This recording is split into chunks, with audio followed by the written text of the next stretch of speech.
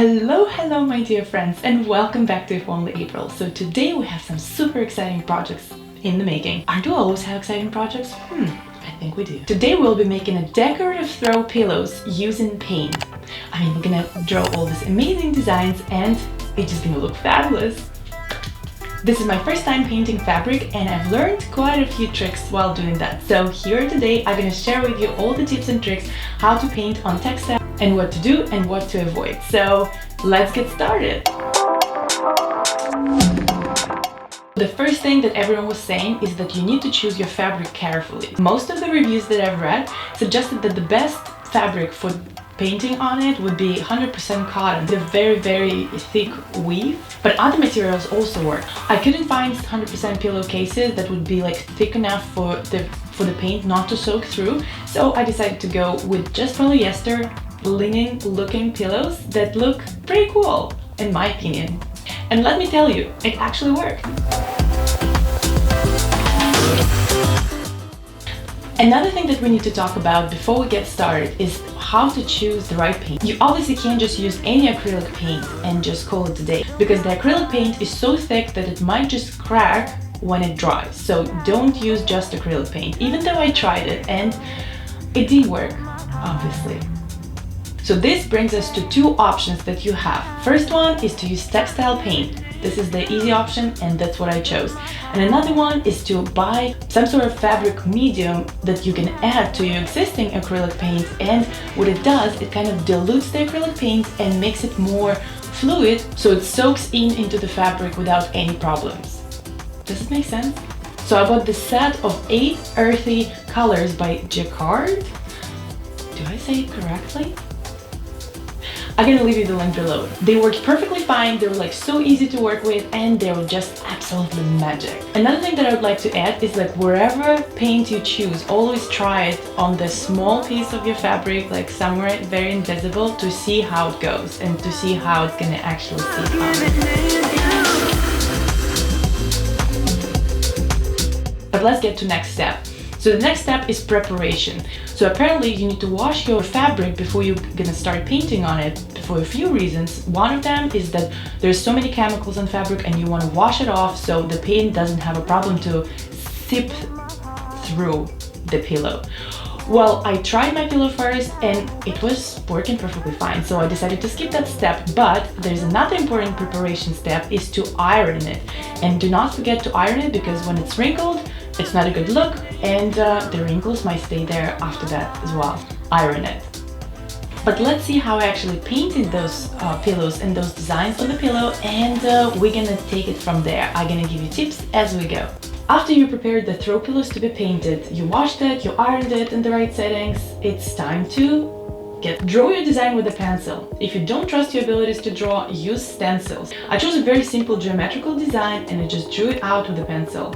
I used different round objects for different sizes of circles and semi-moons. For the first one, I used a saucer, which was about 6 inches. Oh, and another important thing is, if you're painting on one side only of the pillow, whatever you're painting on, make sure that you put something under it, like cardstock or card paper, because otherwise it's gonna just seep through to the second layer and you're gonna mess up your project.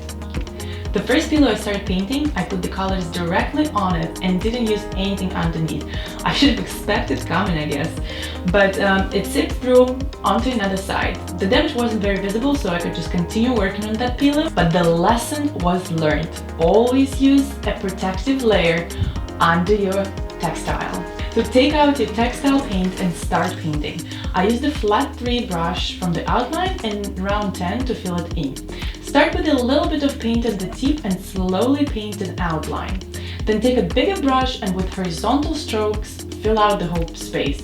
I like this effect when you leave a bit of gaps, because I kind of feel it adds some texture to the painting, but if you're not in the same camp, you can go ahead and paint it whole.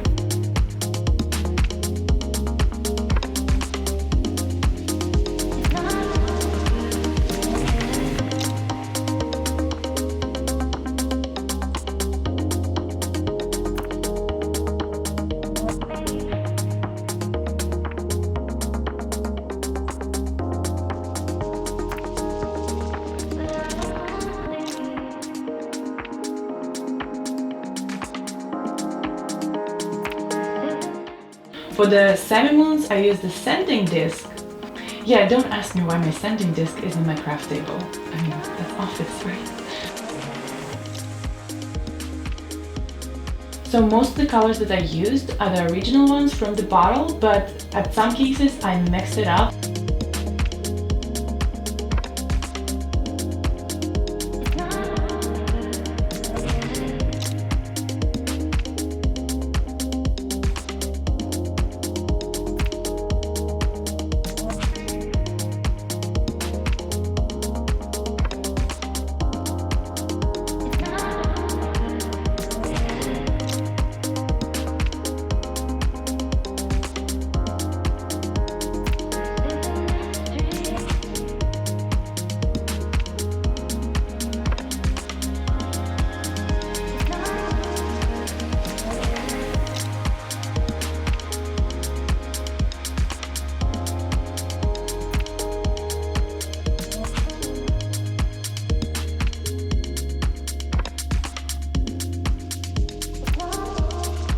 Oh, another note, I was super happy with almost all the colors that I got from that set except one, and it was raw amber. This color disappointed me tremendously because it bled all over the pillow. You see when you put it on and it just starts like spreading on the sides after I applied it.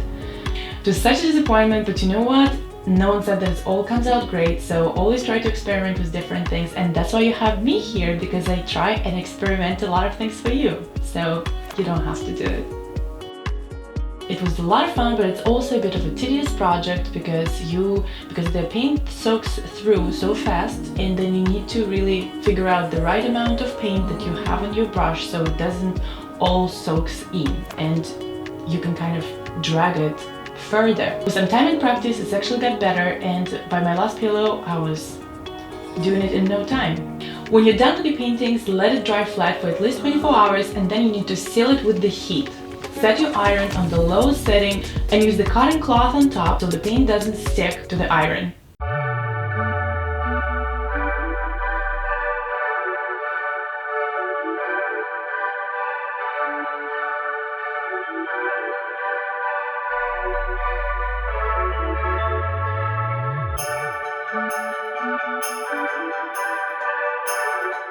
Hand painting this bohemian style throw pillows was the most therapeutic DIY I've done recently, and if you haven't tried it yet, I really suggest you to get on it. It's really fun.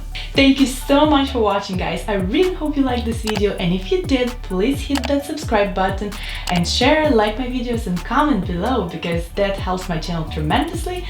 I would really appreciate your support. And let me know in the comments if you ever tried to paint any fabric and how did it go. So I'll see you next week. Bye!